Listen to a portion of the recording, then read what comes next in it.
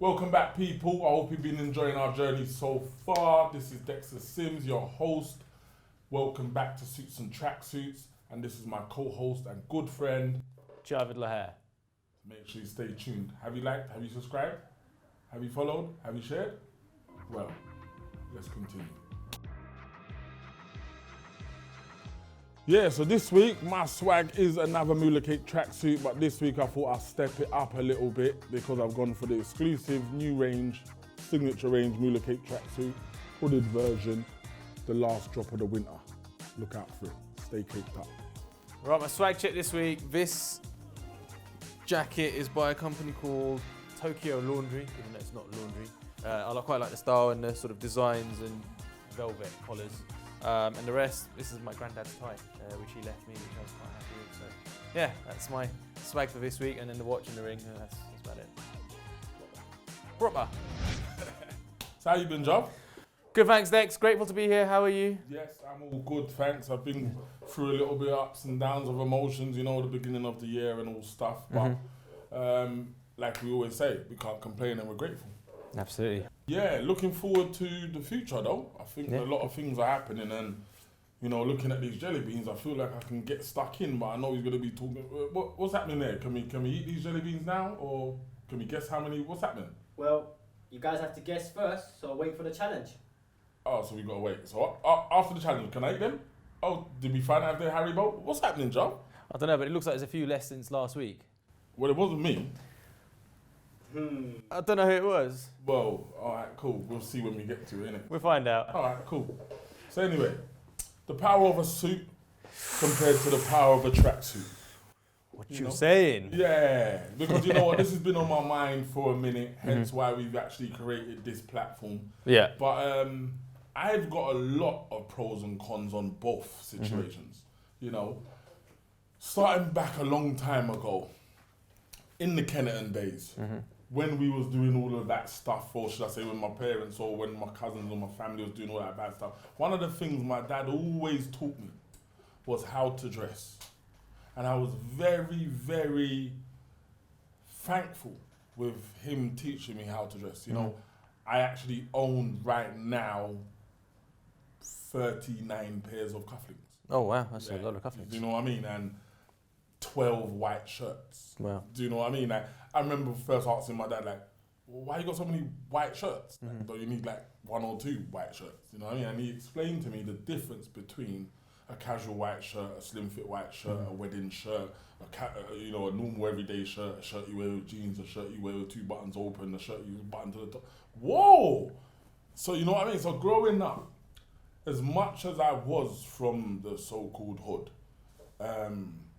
my dad taught me a lot about Savile Row, taught me a lot about William Hunt suits, taught me a lot about dressing nice, you know, nice shoes, nice cufflinks, how to do a tie and stuff like that. So I always thought to myself that one day I might become a businessman, and I picture myself in a suit or a blazer with a briefcase.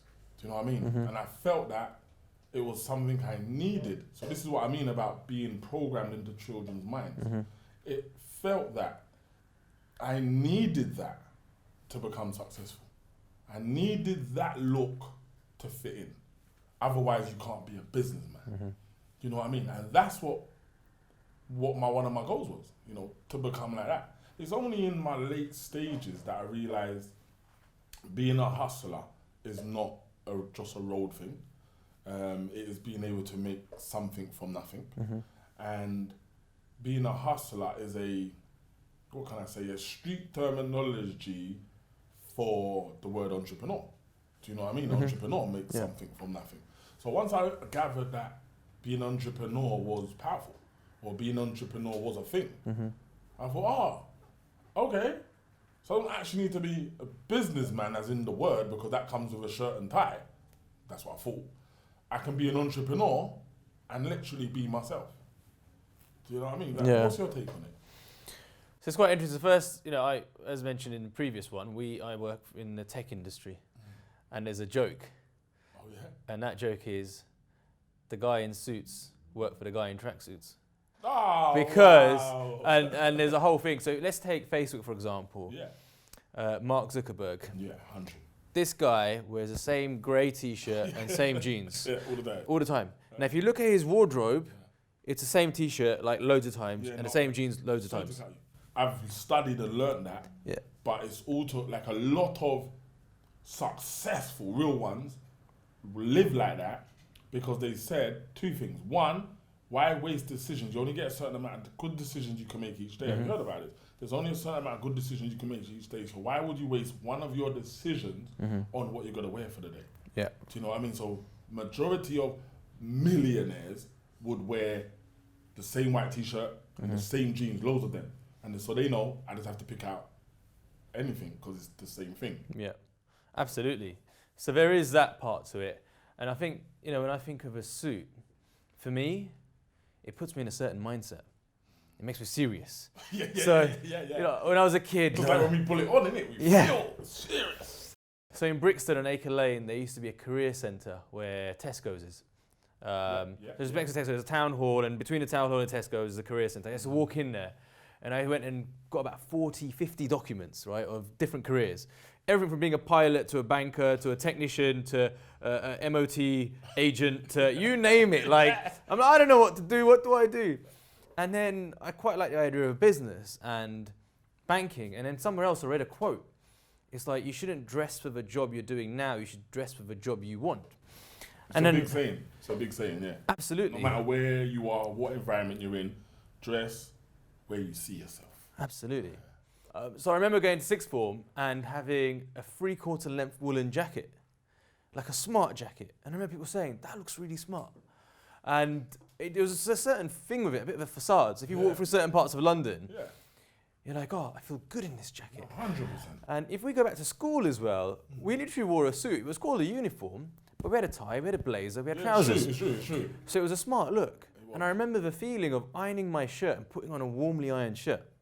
Now, I don't iron all the time now. It goes to dry cleaners and it comes back and it's ready for me because I don't like making loads of decisions and ironing stuff for the first half an hour of my mornings. Yeah. So it's ready there for me. But there was a certain thing to do it with.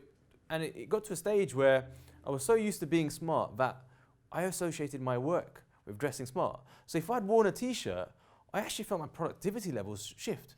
So it became a mental thing for me. It's like, why should it matter what I wear? I should be able to wear a blanket around me and do my work. It shouldn't matter. But for me, it somehow did. So then I just stuck with my theme of, you know, smart jackets, nice shirts. Yeah, no, that's what it is. You stuck with what you started to believe. Absolutely. Which is good. And that became my brand. And that's, you know, he's got blazers. And if you look at my wardrobes, there's like so many different blazers. And I love them all. It's like, this is my special going out blazer. And that's why I think this is perfect. Because you just said it yourself. If you look at my wardrobe, it's loads of blazers. If you look at my wardrobe, it's loads of tracksuits. Suits and tracksuits. You know what I mean? But I feel like I still know the power of a suit. So that feeling that you expressed when you put on a suit, it's irreplaceable, realistically. Because you can get a feeling, okay, the only reason when it's not irreplaceable is when I put on my branded tracksuit. Because it's my brand. Yeah. But opposed to wearing a Nike tracksuit, if I put on a suit compared to a tracksuit, I know which one I feel like $1 million. Especially that I do scrub up kind of well. You know what I mean? You can vouch for me on that. But when I wear suits, you know, so in our community, we wear suits to funerals. We wear suits from christenings. We wear suits to weddings. Or we wear suits to job interviews. That's the 4 times we wear suits. When realistically, my dad taught me, no, you're allowed to look smart anytime you want. Anytime. So as much as you go in my wardrobe and there's loads of tracksuits, as I just said, I have 12 white shirts and I have lots of shirts and I have 30 odd cufflinks. So I've now realized that you can have 2 characters. Do you know what I mean? Yeah. It's not a bad thing to wear a suit. It's not a bad thing to wear a tracksuit. It's just that what the world, so this is the lesson, what the world made me believe what was associated with a tracksuit or with a suit, I now believe is wrong. Do you understand? Because I believe you can be in a suit and be a bum. You can be in a tracksuit and be a businessman. You can be in a suit and you know, love or hate yourself. You can be in a tracksuit or love or hate yourself. You can go into a suit and you can wear a suit and go into a place and people think you're overdressed. Or you can go into a place with a tracksuit and people think you're underdressed. Now, I've learned to navigate through life and understanding where I'm going. That's all it is. It's just where you're going. I don't see myself needing to wear a suit. So this is personal. I don't see myself needing to wear a suit because my mindset has now changed from the reason why I wanted to wear a suit to where now I know, oh, I don't need to wear a suit, but I'm going to an award show. I want to wear a suit. Do you understand? Whereas I feel like if it's not a black tie event or it's not a rare, even if everyone's wearing shirts and stuff, I would still walk in a tracksuit. I would still feel comfortable walking in a tracksuit. Yeah. Whereas I know if I'm going to a black tie event, I'm going to an award show, like, wear a suit, mate. Scrub up well and look good. Do you know what I mean? Not saying you don't look good in your tracksuit, but it's kind of like changing how you speak when you're speaking to certain people. Yeah. And it's not being fake. This is what annoys me. When people think you're being fake then, you're not being you then. Okay, you're confusing the situation. You shouldn't speak to your children how you speak to your mother. You shouldn't speak to your boss how you speak to your brethren. You shouldn't speak to the policeman how you speak to your child.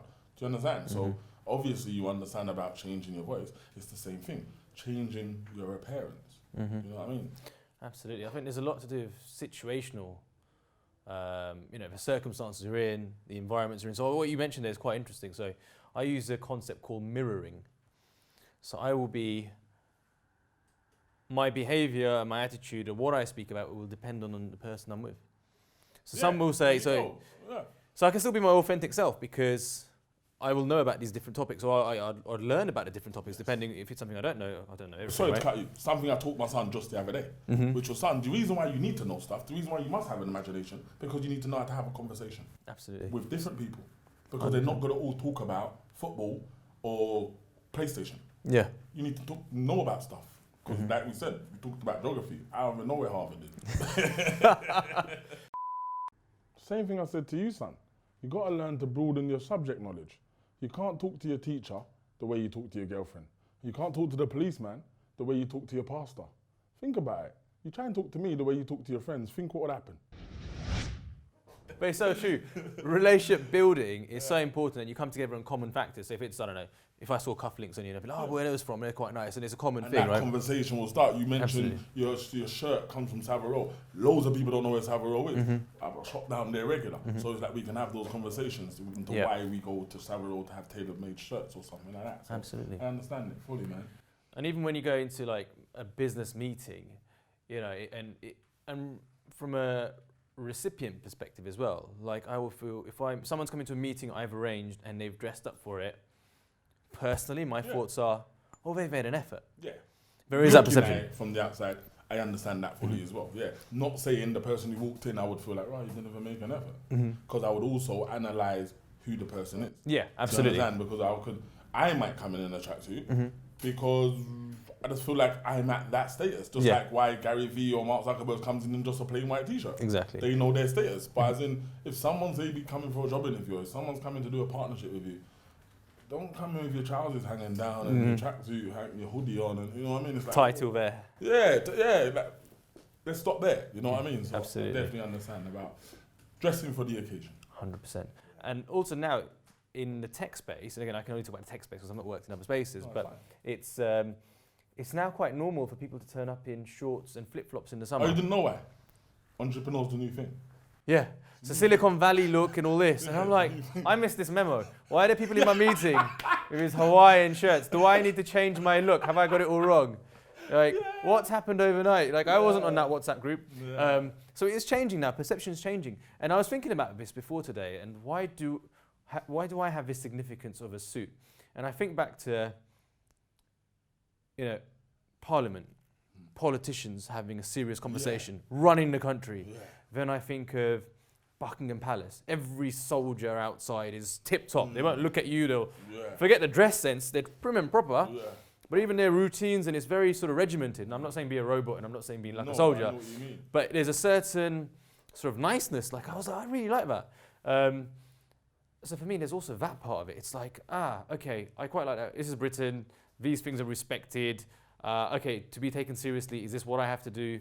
And it just, became part of life. Became part of life, yeah. No, I nearly fell down that road just because of, not just listening to life, but, going through life and understanding it.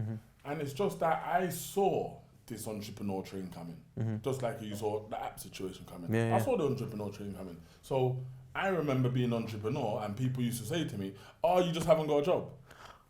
Is that what they say? Is that what you call it? Rah. Or they used to say, rah, you still doing that t-shirt thing? And I think, rah, that t-shirt thing, that pays my kids' bills and that. Is that what you see it as? Rah. Do you know I'm going to work so hard till you won't even be able to say that out of your mouth in your dream? Nowhere you'll be able to. You will feel silly if you said to me, rah, do you own that t-shirt thing? Yeah. Because you can clearly see it's not a t-shirt thing. You know what I mean? I was an entrepreneur when people called it unemployed.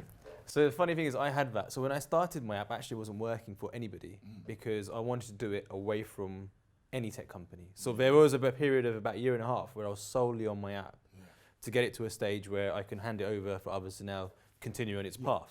Because I wanted to learn about the technology behind it as well. So when I was doing it, I had the same thing. My friends were like, so you're not working anymore?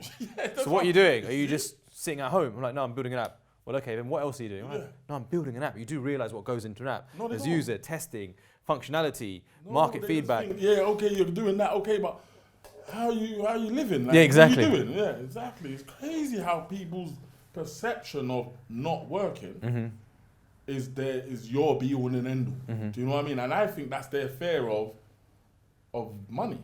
Yeah. Do you know what I mean? Like a lot of people, I believe, live and work for money. Whereas I believe I've learned to do without, I've learned to do with what I've got, and I've learned that money can't buy you everything.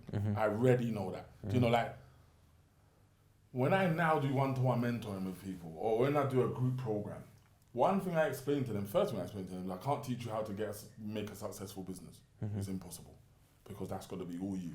But I can teach you how to change your mindset into thinking how to become a successful business person. Do you know what I mean?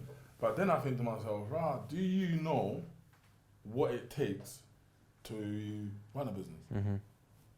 No, you don't. So it's like, it's going to be hard for me to explain to you that you don't even know that there's 10 levels when I'm starting to explain to you about level 4. You're thinking, I didn't even know that there was level 3.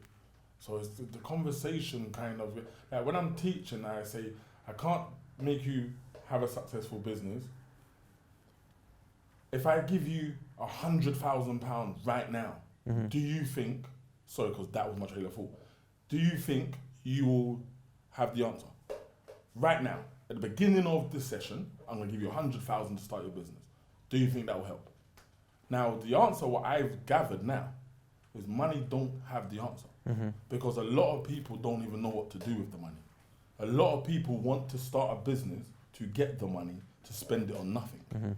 So how about I don't give you no business, I just give you the money. Now what are you going to do? You're going to spend it on nothing. Then what are you going to do? You're going to end up with nothing. Then you're going to have to start something again. It makes no sense. So you can't work for money because I'll give you the money now. And then what are you going to do? So I've always realized money's not the answer. You need to have something tangible. You need to have something that can go on, that can, the difference between assets and liabilities. Absolutely. You already know that. Dex was talking about giving 100 grand away. Do you know what I could do with 100 grand? Vroom, vroom. A lot of people ask me, not even a lot of people, in the comments and stuff, they say, like, I'm teaching a lot of people. I'm expressing that you should be a businessman, but I'm not showing my riches. And I think to myself, when I was 22, I had a big white gold Rolex chain. When I was whatever, I had ice jewelry. When I had whatever, I've ordered 25 cars. What is it you want me to show now as a big man that you can't see is valuable? Like, if I go and buy a £2,000 camera, or if I have to pay my rent every single month for £1,500, or if I have to, I think for you not to see the value in where my money goes, then your mindset's not where it needs to be for us to have a conversation. You understand? That's so funny because I had that when I bought a car. So I like old cars. Yeah. right? Now, if anyone understands cars, There you go. they'll get it. Understanding it, yeah. And They will look at you and think, why did you buy an old BMW? You're Yeah. broke. Okay.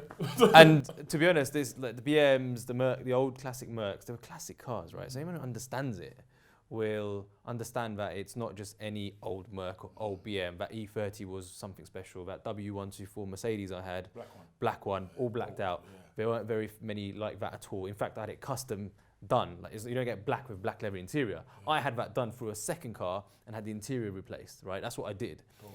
Now people look at it, yes, why are you driving this old car? I don't get it. I'm like, I thought you were doing okay. Why would you buy that? See what I mean? So, and I didn't question it. I don't need to prove, we don't need to prove ourselves. Riches, bro. Exactly. No. We don't need to prove we're humble. We come from a background where if we have it, we're grateful. If we don't, then hey, we don't treat anyone differently based on what they have. I treat people, I'm sure we do, like based on their character and who they are. As a person, yeah. I've got friends who live in mansions in Mayfair. Yeah. I've got friends who live in council estates in East London. Yeah. I will treat them based on how they are as a person. 100%. I have no interest on what car's parked outside. But the thing is, I got judged for that. Now, I didn't say to them what the car was worth. I didn't need to. I didn't explain to them that, no, things are okay and I can if I wanted to, but I just chose not to. That's for nobody to know, even though I'm expressing on this. But the point is, people almost went, well, if you're doing so well, you should have this type of car, and why aren't you buying this? They put you where they believe you should be. Exactly. Point of advice, you don't have to prove anything to anybody. You don't have to buy things to make other people happy. Do what's right for you and what you can afford to do. Like I remember reading one of the comments, he said, bro, if you want the kids to follow you, you need to trade in your bead chain for a gold chain. I thought, for those people that understand life, will see my chain and see Tiger Eye on it and understand about energy, understand about chakras. Absolutely. For you to say I need to trade in this chain for a gold chain and you wouldn't even say a gold chain that's an investment, you're just lost. So I shouldn't even have the breath to answer you back. But it just goes to show people's mentality. Absolutely. And they want to put you where they believe you should be, Yeah. if in their eyes. Yeah. And I think that's the biggest thing when it comes to your own path and defining success. I think it's less about satisfying what other people would expect of you and focusing on the things that matter. So for example, the app is taken an investment, but I want an app which is making me money when I'm not looking at it. Yeah, You know, 100%. that's the goal. But to help other people make money. So it's not just about me, it's about other people having a business set up on my app for them to earn a living from their home, right? So there's a greater intention behind it. But the idea is, you want to get to a state of financial freedom. Now, I don't need to go and waste money on other things. I've taken resources to put into this to make it work. I don't need to show, I'm like, that's an entire unit. I own 100%, as things stand today, I own 100% of my intellectual property from my app. My entire business is all in my name. I have got no further shareholders. That might change along the way if people want to come on board and whatever. It's all me. And I own that intelligence, right? Where people have tried to coerce it out of me, like, hey, we'll do a free health check on your code. I'm like, oh yeah, will ya? That means they'll copy and paste it and create their own. Like, do I look like I was born yesterday? So, that's where I put my resources and efforts into things for the future. I will spend £100 on books, no problem. But when it comes to buying trainers, I'll think twice. How many pairs of trainers do I have? Is that really going to grow me? I don't even run. I haven't bought clothes for. Obviously, I own a clothing line, but that still doesn't mean that I couldn't buy clothes. Like, I don't own much of any other clothing, and I haven't for the last 3 years. Yeah. Like, I haven't bought anything. I remember going live and Gucci done a racist thing. Now everybody who knows me knows I come from Mr. LP or Big Bad Blue, or my nicknames are my all egos from Raven days. And I was Mr. Gucci. I had Gucci everything. Gucci belts, cufflinks, hats, wallets, scarves, shoes, trainers, all of it. And at one stage, all the brands was being racist. Prada and H&M and a couple brands. And I remember I was thinking, well, this is why I don't wear everyone's brands, I really wouldn't follow fashion things, is what I'm saying. And then Gucci went and put out this gollywog thing. You understand? And I was pissed. Why I was pissed is because I'm thinking, hold on, Gucci, why are you doing me like this? You can't do this. Because I believed in you. You understand? Even though I know background, there's a lot of racists behind stuff. But Gucci never displayed it. See, once they done that, I had to take a stand. A, I'm a fashion designer. B, I'm a black man. And C, I'm a role model in the public's eyes. I went live and I sold every single part of Gucci I own. and it made me feel very good. It made me feel like I stand for something. That's brilliant. It made me feel like I'm bigger than brands. Like, what does brands mean? It doesn't define me. Do you understand what I'm saying? People don't know. One of the main reasons why I started business is to give everybody opportunity. Let me not sound cliche, let me be open and honest. When I said everyone, I meant my family. I meant, oh, you work in, I don't know, just say Sainsbury's. What, £7? Okay, no, work here and it's doing what you like. You like cameras and stuff, innit? Oh, come and do this. You get £12 or £15 or £20. Mum, you do admin. Come work here. You get £20. Auntie, you work in the nursery. You work here. That's what I wanted to build businesses for everybody to have job opportunities. So if you're gonna work, that's fine. But if you work for us or me or the companies, you get a lot more. You get treated better. You get holidays. You don't get someone breathing on it. You know what I mean? But I didn't know that building businesses is so hard. It's hard. It's been a long journey, and I'm grateful for every step that I've learned. Absolutely. It's all learning as well, right? Isn't it? Like the entire process. Failures are just lessons. Wicked. And so long as resilience and driving forward, I think in all of these things is the important part. And just developing that sort of thick skin. People will come, people will say things. And also, I think cutting out the noise, like for me, and it ties into a few of our points, whether that's our appearance or whatever. But before I'd be worried about, what will this person think and that person think? Culturally as well. Yeah. Your family would worry, like, what will they think? You've gone from working in this place to now not to do your own thing. I'm like, well, I believe in myself. Yeah. And I think that's a huge thing. When you believe in yourself, like I feel like we are almost taught in a way to respect certain figures, right? People who dress a certain way and all those things. We've been manipulated. To be honest, no, bro, we've been manipulated. It's that open. It's We've true. Been manipulated to believe this shows that you're rich. This shows that you're a good person. This shows that you're this status. Who told you? Who made these rules? So yeah, I get it. I think it's there's more to it in terms of the psychology behind it, but I think to believe in yourself is a big thing. To be resilient, and also not to listen to the crowd. And my theory is, 80 to 90% of people may all agree on certain topics. I'd rather be in the other side. Well, that's me. And and I think that's where our mindset sort of comes similar as well. And it's not, and my basis is quite simple. It's love and compassion for all of humanity. For me, race, gender, religion, like respect all from all orientations, and that's my base, right? And beyond that, to do good to the world, to give back, to help others where you can, and it's a cycle of life. Gratitude, charity, and just trying to help people where you can. But beyond that, other stuff of mentalities of no, this is success, and this is. I'm like, no, your version of success is X. Mine is Y. Yeah. Don't worry about my path. Let me do what I'm doing. If I can help you on your path, great. If you feel I bring knowledge and something to you which you don't know, I will be more than happy to give it to you. But please don't try to impose on what you think I should be doing because that's right for you, because that's where I'll say boundary. Thank you, but I never accepted boundaries for long. I've only learned that in the recent year or 2 or 3. You know what I mean? Boundaries in terms of, I've always had my own way of thinking. But then sometimes I would let people sway my mind, and I feel like, Tex, do you know what you've been through? Do you know what you've experienced? Do you know how much risk you've taken to get to here? Your mind's been doing quite well. Do you know what I mean? In the decisions you've been making. And I feel that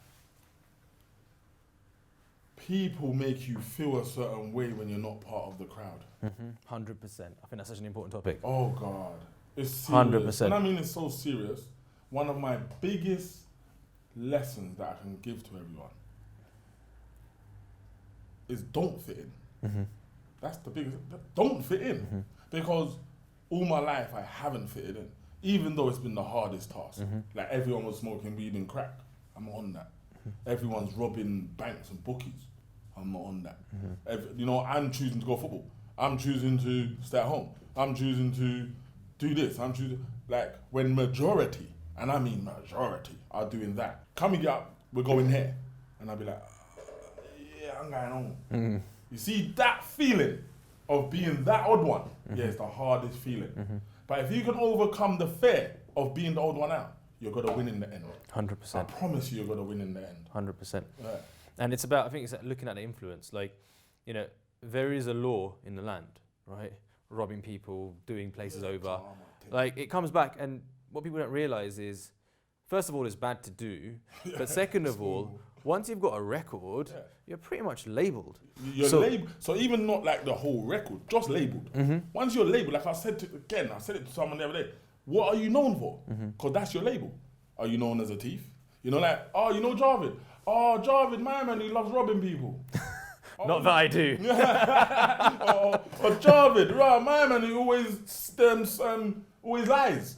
Or right, Jarvid, the one who's the millionaire. Like, what are you known for? People don't get it.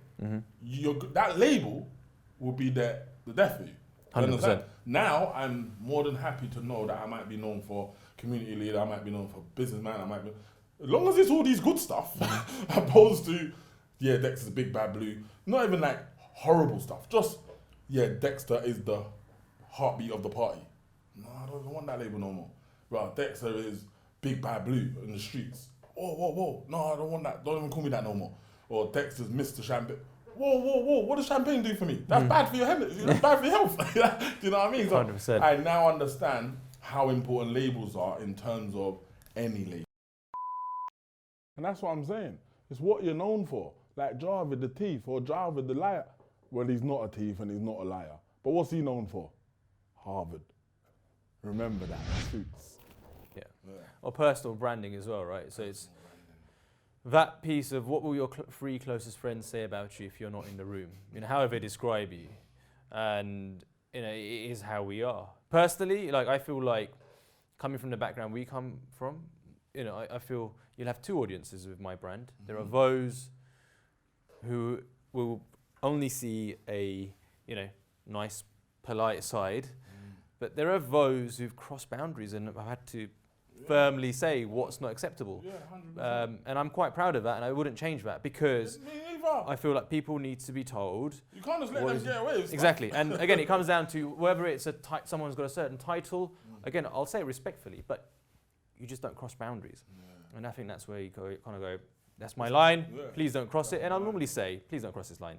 And then some people tend to do it again. And then you say, well, please leave my life, or I'll leave wherever you are. Happy days, good luck, I'm on my way. And I think that's important. I think that's part of the whole sort of using your energies in the right way, focusing on things, environments where you're going to flourish, not where you feel sort of captured and held down. Pushed down. Exactly. Compelled to be a certain way. Yeah. We are designed to win. We are designed to, you know, learn things. If we look at our ancestors and through traveling, I've learned a lot. Traveling has opened my eyes, and I look at, for example, the lost city of Petra. Now, before I went to Jordan, I didn't even know what Petra was. Lost city of Petra. Petrol. Never thing. Far. Harvard talk. That's what I'm saying.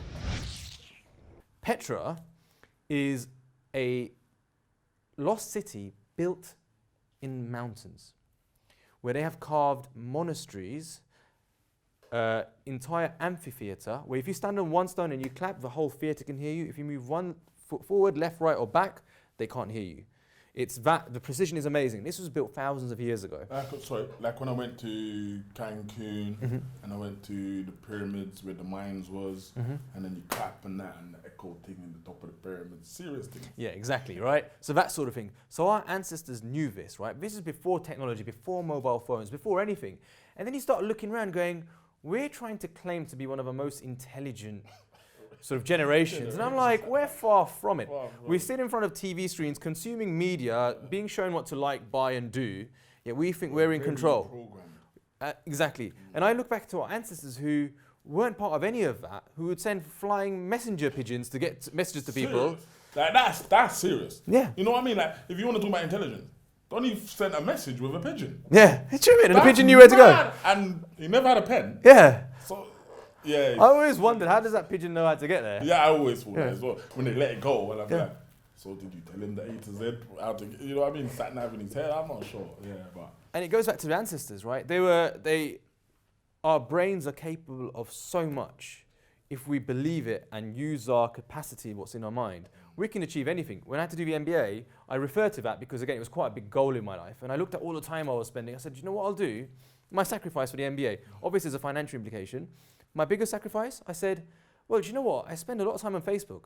If I come off Facebook, I can do my MBA. I can use that time. Just that. Just that time. Oi. Just my Facebook time. I used to post about cars, where I've been, what I've had for dinner, Oi. posting people's things. Just that Just time. that. I If you cut go that to time. your Facebook app and look at the time you spend on the app, add it up all together. Cool. Take that time. What was it 1 hour 48 minutes? Cool. I'm gonna study 1 hour 48 minutes every day on my MBA, and then you'll And then what do I have at the end of my title? MBA. yeah, serious What? thing. Yeah. Harvard.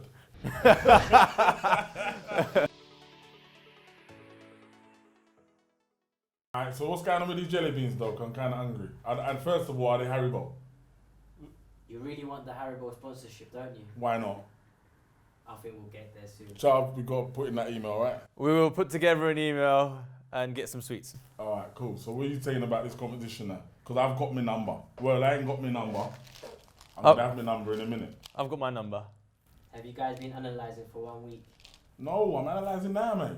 I don't need to watch it back. I'm watching it now. I thought it was the whole point to put it on the show a week before so you could analyse. You're not meant to count it. Huh? You're not meant to count it. I have to just guess it. Wild guess. Oh, wild guess. Wild guess. Come on. Wild. Just please. Okay, I'm going to... You don't... Alright then. My answer is...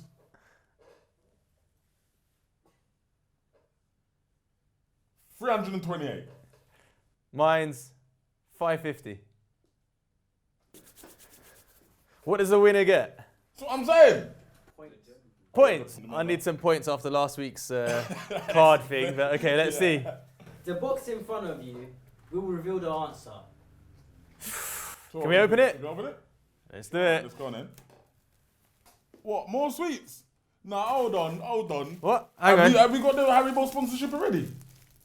No, those sweets are not meant to be in there. Alright, I'll put them back. Ooh. My first answer was going to be 450, you know. 434. So we got to work 550. out. I have another challenge for you guys. Huh? Which one is closer to 434? 328.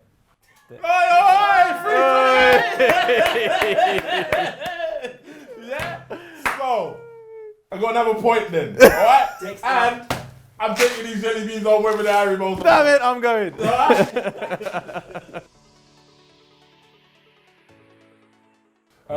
So I hope you guys are enjoying the show as we do every week. It's a book recommendation. I hope you've been taking notes of the books you should be taking value from, because these are valuable books that we've both read and we feel that will bring you value. So my pick of the week, my book that I've actually read as well, is by an author named Dr.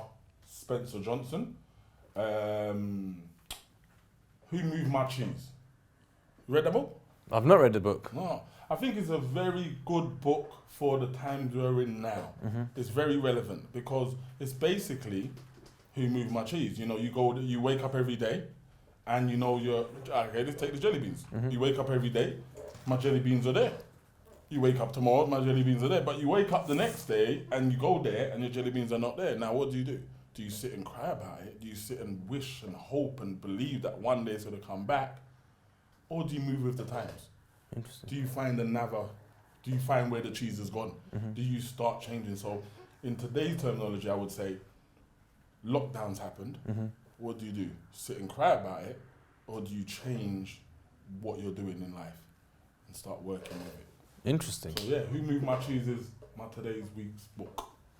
My book recommendation this week is by Rob Kawasaki and it's called Rich Dad, Poor Dad. And I think that's a great example of the sort of options you can take when it comes to spending or investing your money. The difference between assets and liabilities.